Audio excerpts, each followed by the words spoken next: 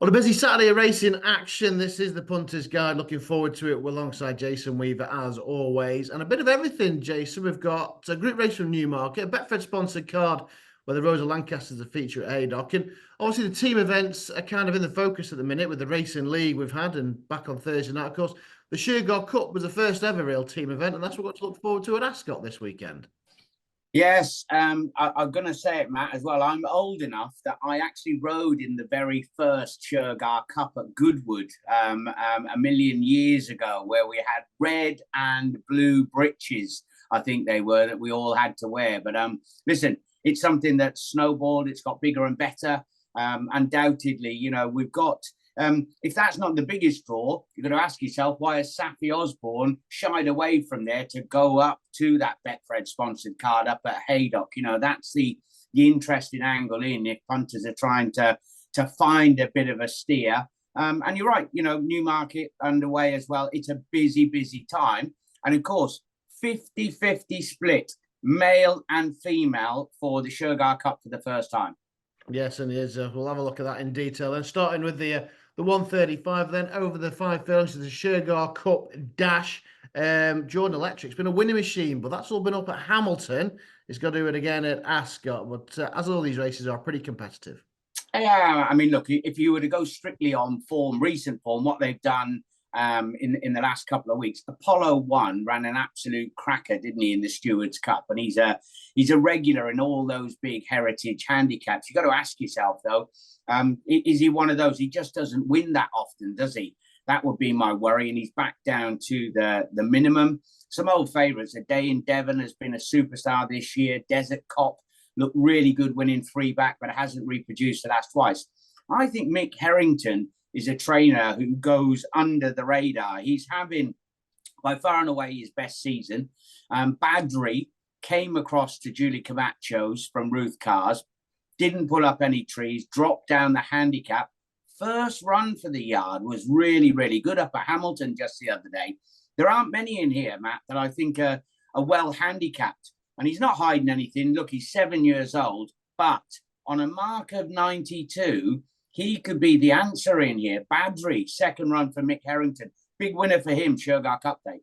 Yeah, could well be. Badri then in the open. That's the dash from the sprinters to the stayers then. The next on the card at 2:10. A difficult one to assess, really, because the market obviously will look very different if the reserve, Gordon Elliott Samui, gets into the race, because he would be a warm order. Yeah, he certainly would. I think that was pretty... he's got solid form indeed. But when you go down the others, the ones that are in at the moment, I think that's the way you've got to play it. Spirit Mixer has been a bit of a cliff horse for lots of people with that wonderful pedigree. Frankel out of Arabian Queen. You've got to have a look back at Sheridan's run. I thought that it was a huge run at Goodwood in a really hot handicap. One of those. Look, he was picked up by the team fairly recently. He wasn't cheap, goes for Victory Hay. Won't be racing in them colours, but they've got a strong hand at this particular meeting. Hands and Heels late on, finished a never near a 7th last time in what was a real good handicap. I think he's one of those who could build on that. It's only his 3rd run for Ian Williams. Okay, then a showdown then in the stayers. Then we've got the challenge over a 1.5 miles. Again, 10 set to face the starter here. Got a couple, also Dream Harder ran in the Racing League the other day as well. Another wide open contest. Yeah, some horses have been out in the wilderness, if you like. The Goat managed to get back to winning form last time. Cracks King has been keeping pretty decent, consistent form of late. How competitive is the ladies' derby over at the Curragh? Very competitive, I'd say. Set Point manages to go and win that on what looked a realistic mark. The front 2 pulled a good way clear, and they were out towards the centre of the track. Now, Set Point, originally trained elsewhere, has mainly been kept to hurdling for Gordon Elliott. Just talking about him and his previous runner if he gets in. This one's definitely in, and there's every reason to think that he can go on again, especially now he steps up a little bit in distance. He's a fascinating contender off the back of a ladies' derby victory at the Curragh. Yeah, the Set Point could be a winner for Ireland there. Then we move on to the Shergar Cup Sprint. This is over 6 furlongs. And obviously a very warm one, like to be Giraffe, who did it very nicely over Track and Trip 4 weeks ago now. He'll be the one that favourite backers will be latching onto. Yeah, when you go down these, we know so much about the majority of the runners in here. Action Point, you remember him? He was a really good juvenile, and he hasn't quite scaled the heights that Archie Watson would like, even though it was a pretty decent run in listed company fairly recently. Giraffe, look, it was an £8 climb in the ratings. He was back down in distance. He had actually been running okay over 7 furlongs, but he was super, super dominant. Look, also added to that, he now goes back against his own age group. He was in against some real seasoned, tough handicappers, wasn't he? Fresh and the likes who chased him home, suggesting that he could be a rapid improver. It's a massive, massive weekend for Owen Burrows up and down the country. And yeah, he's a skinny one, Giraffe, that I like. There we are then, skinny one, Giraffe that he likes in the sprint. What about the Classic then, 1.5 miles for the 3-year-olds? Again, another skinny one here in Solomon for William Haggis. Can you remember when he got his winning run underway at Southall? He didn't look the easiest conveyance from A to B. I think the team have been super patient with him. Look, he's a brother to Salcombe. Salcombe, you remember, won the Melrose off 83 and then shipped off to Australia. He's done really well down under. I don't know if that's going to be the similar with this lad going forward, and picked up a massive amount of prize money. Look, he's unpenalised for an easy victory in an apprentice contest. So he's bound to come with a bit of a ticket. He is going to be short. I thought that Dam Buster, with the headgear going on for the first time for Andrew Balding, could be of interest. Was punted off, the wins on his return at Beverley, 1.25 miles, only got going late on, runs in a really decent handicap. He's 2-1 favourite. Super disappointing on that occasion. Visor on, up in trip, unexposed Balding runner. I'm just not completely sure about Solomon's attitude. Okay, and taking Solomon on with Dam Buster. Then we've got the Shergar Cup Mile. Plenty of these we know obviously lots about. We're in a lot of heritage handicaps. We saw Bo Pedro finishing 5th in the Golden Mile. We saw Bless Him in the International fortnight ago, where New Image was 2nd. And we've got Carry the One, who of course was victorious at Chepstow on Thursday night. So lots of decent recent form to look at here.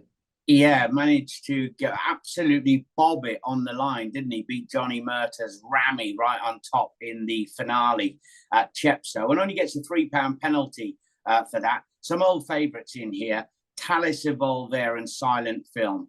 Go and have a look back at the run at Goodwood of those two. They were both locked up with nowhere to go. The reason I'm leaning towards Silent Film is that he also, prior to that, ran a cracker behind a very good horse in Cicero's Gift when he was given the kid glove treatment up the hill at Sandown.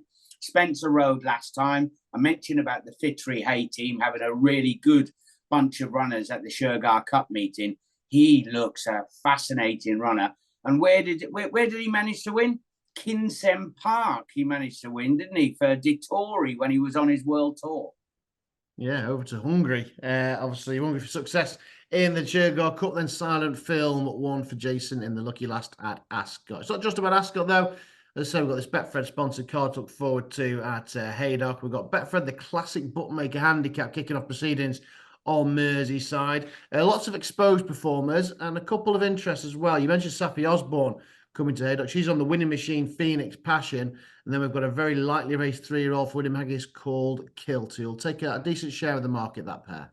Yeah, Kilt, I would imagine, will be punted off the boards. One thing we have to question, he's been gelded since we last saw him.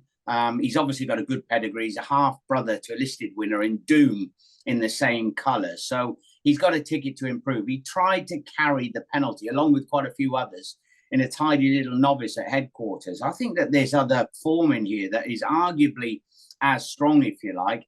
The likes of Theme Park absolutely rattled home at York. We know how tough it is to come from the back there. He was way, way out of his ground and the only one to pick up the pieces late in the day. And you're right, Phoenix Passion, Safi shying away from the Shergar Cup.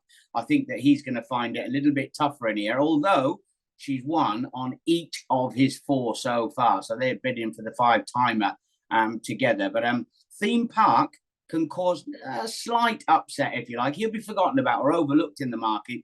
Won against the bias of the way the race was run at York last time. Yeah, it was good to see him back to form to York a couple of weeks ago. Then we got the feature race, the Betfred Rosa Lancaster, this Group 3 over an extended 10 furlongs. Anmark back for more. Of course, Owen Boy said it could be a busy weekend for him. He's likely to be the market. Your old friend Bracken's Lap is in there as well. Only 7 go to post. Even Lord North, former Group 1 winner, can't be discounted. It's an absolute cracker, this, all horses rated well into triple digits. And if you're with one of them, if you were part of the team, you'd be thinking we've as good a chance as any. Safi, we talked about that. Regal Reality, big pressure cooker ride. That, none more important than the old Regal going up there in this contest. Amnat managed to win it in 2022.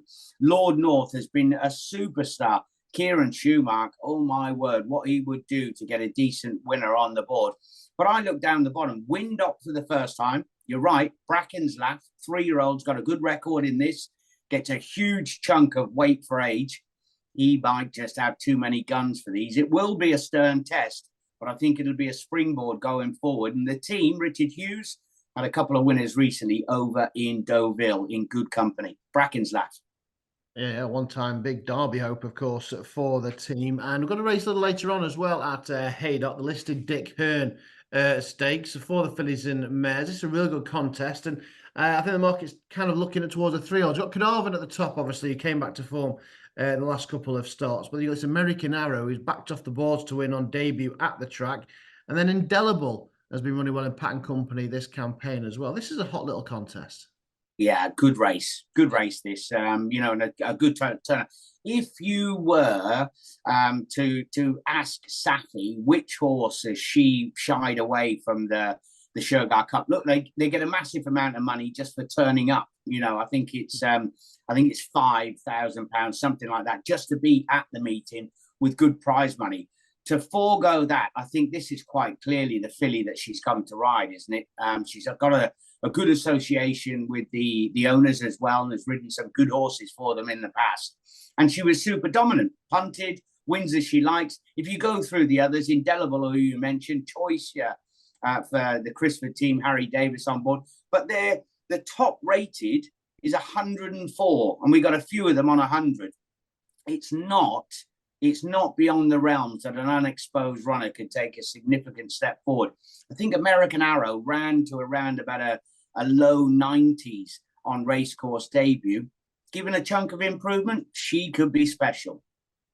Yeah, I think so. I think that is the one that I think the Safi's gone to ride, but she got a good book of rides at Haydock. But I think American Arrow was a big word about her on course debut, and back at the scene of that could be the one in the listed Dick Hern. Don't forget about HQ as well. We've got the Sweet Solera to look forward to at the juvenile fillies with Group 3. Aidan O'Brien sends Lake Victorious. He rides at the cover to ride Whistle Jacket in the Group 1 Phoenix Stakes. But Sean Levy comes in for the ride. I mean, Frankel, out of Quiet Reflection, a Commonwealth Cup winner, bred in the purple. But it's Ballymore, Ballydor, should say, versus a Godolphin once again, isn't it? Mountain Breeze goes for Charlie Appleby. Pat Dobbs on board with William Buick over in Ireland as well. And what about this Gemma Tutty run? A lot of word about this one. Elsie's Ruin, very impressive at York. Be good to her to get a massive win on the board. Absolutely, it would, yeah. As you mentioned, it's Ballymore against Godolphin, isn't it? The two big guns. Easy for you to say. Elsie's Ruin was a very impressive winner, and nice that Gemma said that the team are not in there to go and sell. They're in there to go and try and win. So fantastic effort for her up at the top level. There's one here that flying massively under the radar. Have a little look back at the Duchess of Cambridge. Now, Mountain Breeze was second. Liberalised of Carl Burks was back in 8th. Not beaten far. Flat to the boards the whole way. Never making any inroads until the last 50 yards up the hill. Lovely little confidence booster down over 6. Goes up to 7. Is flying under the radar. Has not been picked up at all in the market as yet anyway. Liberalised will take a big step forward.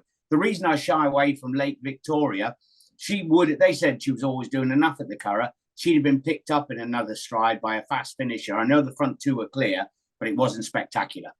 There we are, then we're taking on the prices, then liberalised, one at a price in the Sweet Solera. Right, 10 races covered. It's been going to be a busy weekend. What would be your best bet on Shergar Cup Saturday? Look, they are a little bit unexposed. I'm tempted to go with liberalised. I think that she'll give you a really good run for your money. But I have to say, in the finale over at the Shergar Cup, the more I look back at Silent Film, the way that he finished up the hill at Sandown behind Cicero's Gift, not given a hard time, and was arguably unlucky at Glorious Goodwood in a race where they're talking about the winner is going to be pretty smart going forward. I remember Toymeek's son, of course, he got the dream run round from the outside. So, yeah, Silent Film will go for me.